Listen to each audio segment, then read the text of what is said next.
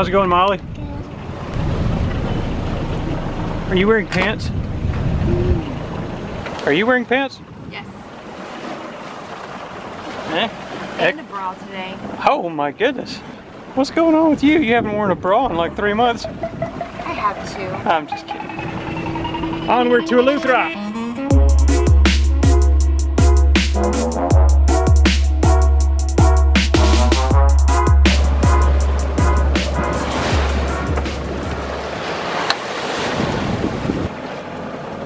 It is very uncomfortable. The combination of the angle we need to go towards Eleuthera to keep some wind in our sails, plus these huge, I don't even know, like 6 or 8 foot swell that's out here is just very uncomfortable. So, we are retreating.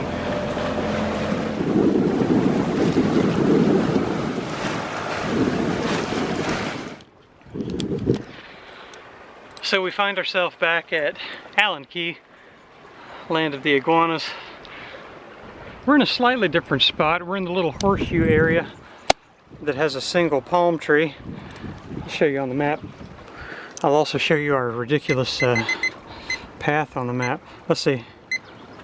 So we're in this little horseshoe area down here. It's called Southwest Allen's Key. But here, look at this. See if this has the track that we took from this morning. Yeah, there it is. Look at that. So we were down here. We left Highborne. We went out here and we were like, holy crap, these waves are really big. We just kept on motoring out because we thought maybe it was just because we were close to the shore, and the depths down here are like, you know, from 10 to 50 feet deep. Out here it was 4,000 feet deep, so we thought maybe it was just, you know, the waves kind of rising up from that depth. But anyways, we got way out here and the conditions didn't change. And based on the direction we needed to go, it was just very uncomfortable. So as you can see here, we turned around and headed back to Allen's is over here. And look at this right here. We were like, let's go to Allen's, let's go to Highborne. Let's go to Allen's, let's go to Highborne. Then ultimately we were like, let's go to Allen's. So we went to Allen's, and that's where we find ourselves right now. Tamby. Yes. Do you think that we should go ahead and go to Eleuthera and just motorboat it across on one of these really calm, light and variable days coming up? Or do you think we should just change directions and perhaps go to Madagascar? I don't want to go to Madagascar, but I don't know about the other thing. I don't know. I'm torn. So yeah, we're gonna give it another shot tomorrow. We've looked at the wind and the weather. There wasn't a whole lot of wind today anyways, but there's gonna be even a little bit less tomorrow. We might be able to have a little bit of wind in the sails, but it's probably gonna be a motorboat ride over there. But I don't know. I always hate to say that, you know, to our YouTube audience that we're gonna be motoring somewhere in our sailboat. But I don't know, it's just kind of the way it is sometimes. So, I mean, we've been sailing a ton once we got here, but I think to get to Eleuthera, I think this is just what we're gonna have to do. I think we're gonna go for it. What do you think? Go for it. Good morning. Morning. Today we're making our second attempt to get over to Eleuthera.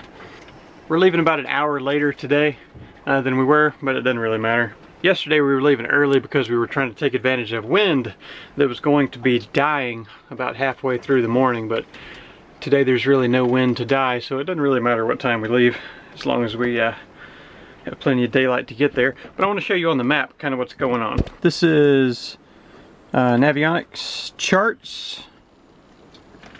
And over here is Nassau, over here is Eleuthera, and here we are at the very north end, or the northern end of the Exumas. Here's Highborne, and here is Allen's Key. And that's where we are. So we're going to be coming out of Allen's Key here, going over the top of Highborne, and then going for a long ways through this little channel and over the top of Powell Point in Eleuthera, and then underneath, what is this point? Underneath Sound Point, and then we'll come up under here and then anchor in Rock Sound, and this area here is called Rock Sound. I'm talking about water depth and stuff. Look at, I mean, this is called the Exuma Bank. This is called the Exuma Sound, and I mean, just look at the depth difference and all this stuff. I mean, this whole area is like, 15 feet deep. This whole area is almost a mile deep, and that's just basically when you cross this Exuma chain right here. So, yep. And this is kind of why I thought we were getting some of those weird, big, large waves yesterday, is just because this depth comes up so quickly. I mean, it goes from 5,000 feet to 50 right here. So I don't know, whatever. But I think today's probably our day. I think maybe it will have calmed down a lot more, baby. Hope so. And this should be a smoother trip, although it'll be a motorboat ride. You okay with that? Meh. Yeah. I like sailing. Yeah, sailing would be mo better, but I don't think it's in the cards for today. Got just a breath of wind up there on our wind speed indicator, as you can see. If we got any wind out there, we will certainly utilize it. All right, ready to get going, baby? Ready.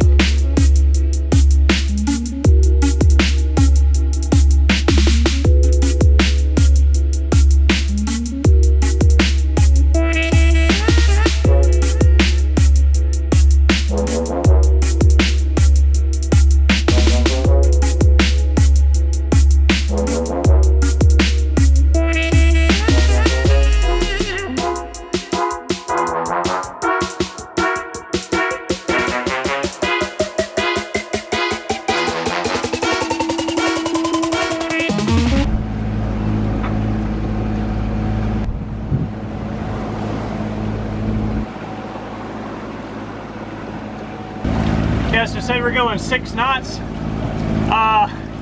If we had up the mainsail and the full head sail, we might go 2.5 or 3 knots total, which that would get us there. It would just take us like 14 hours to get to Eleuthera. So I'm always for whatever method is going to get us there most quickly, especially when you're out in an exposed area like this. So motor sailing it is.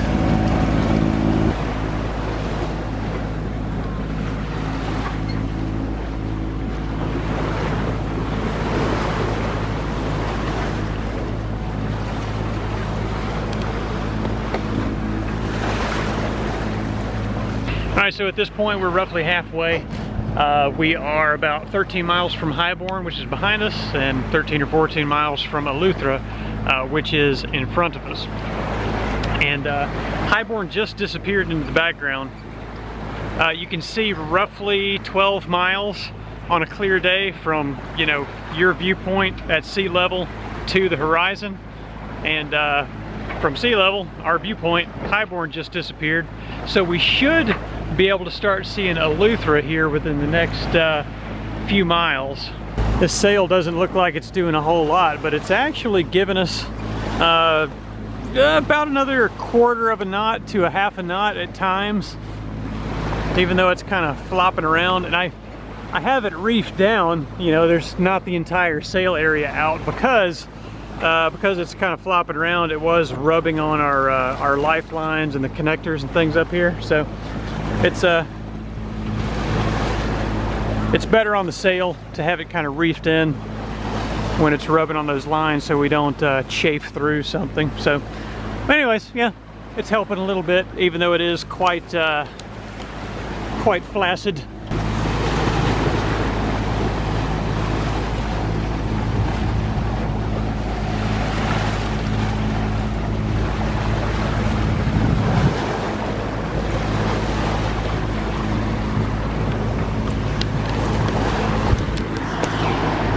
I think it's safe to say that most people don't get to see this kind of sight. And the sight I'm referring to is 360 degrees of nothing. Not a single thing on the horizon for miles and miles and miles. Now we are approaching Eleuthera. I'm unsure if this is going to show in this footage, but just over there on the horizon you can make out southern Eleuthera. Eleuthera comes out and it's kind of a big peninsula that comes out this way, and that's what you're seeing there. It's kind of cool too to see the clouds right there over the land. See all these little clouds? Kind of marks where the land is, because the land is hot and it's evaporating the water on the land and creating those cumulus clouds over there. So that's kind of another thing you can look for to kind of get a general idea of where land is out here when you're just surrounded by this stuff. So yeah, almost there. I don't know if you can tell or not in this picture, but this water kind of looks green.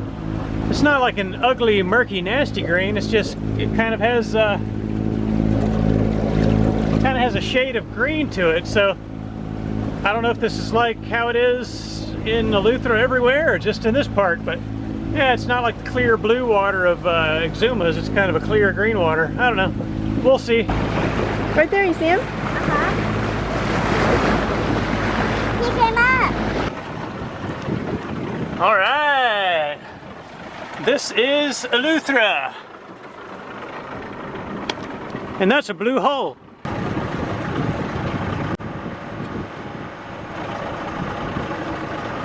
Now there's a 30-foot deep blue hole.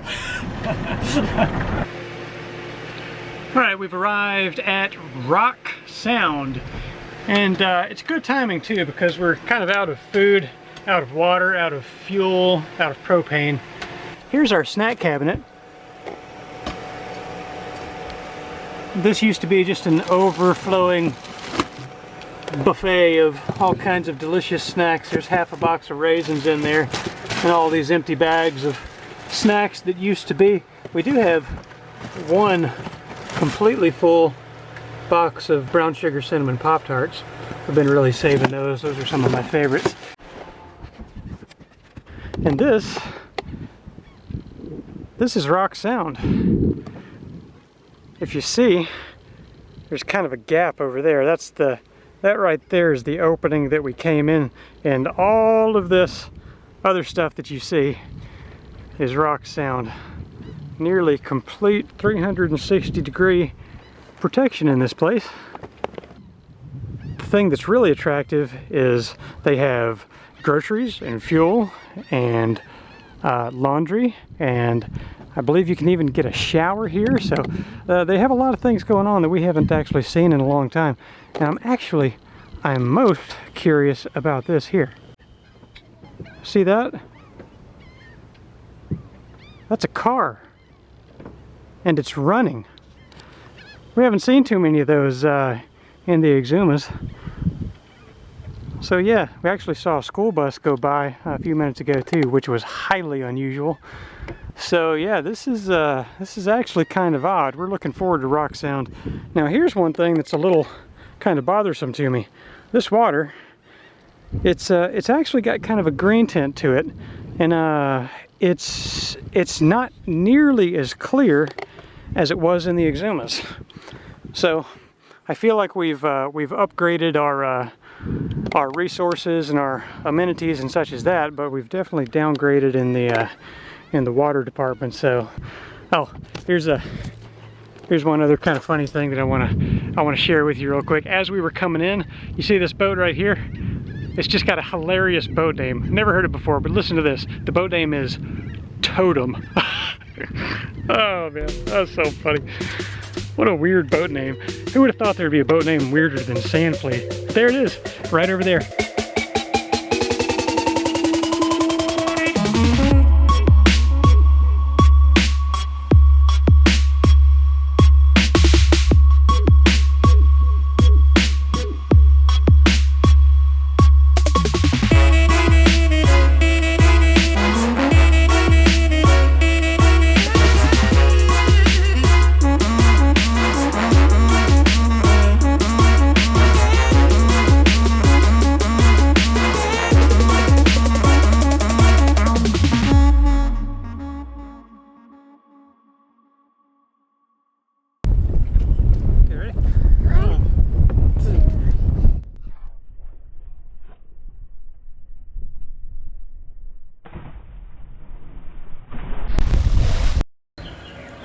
Tammy just made note that you can't actually find any Georgia license plates on here, and the reason for that is simply because they don't require us Georgians to put license plates on our covered wagons.